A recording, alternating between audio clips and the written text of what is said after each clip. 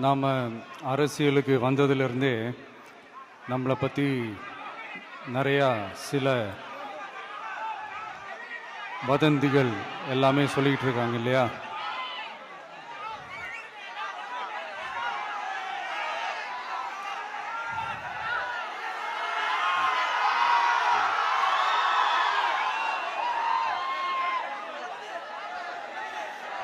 ஒரு சின்ன விஷயம் நான் சொல்லிட்டு போயிடுறேன், கொஞ்சம் சைலண்டாக இருங்க ப்ளீஸ்.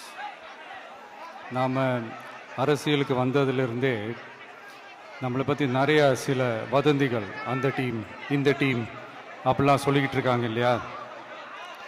ஆனால் இவர் எந்த டீமும் கிடையாது, மக்களுடைய டீம், பீப்புள்ஸ் டீம் அப்படின்னு எல்லாருக்கும் தெரிஞ்சதுக்கப்புறம் வேற என்ன அவதூறு பரப்பலாம் இவர் மேலே அப்படின்ட்டு ட்ரை பண்ணி எல்லாமே அவங்களுக்கு ஒர்க் அவுட் ஆகலை. ஸோ கடைசியில் என்ன தான் இந்த விஜயை பண்ணலாம் அப்படின்னு நினைக்கும் போது தான் இந்த கூட்டணி அந்த கூட்டணிலாம் சேர போகிறாரு அப்படின்ட்டு ஒரு பொய்யான ஒரு பிரச்சாரத்தை பண்ணிக்கிட்டு இருந்தாங்க. இந்த நியூஸ் எல்லாம் கேட்டு நீங்கள் கொஞ்சம் கன்ஃபியூஸ் ஆகிருப்பீங்க. அதனால் இங்கே மறுபடியும் ஓப்பனாக தெளிவாக ஒரு விஷயத்தை நான் சொல்கிறேன்.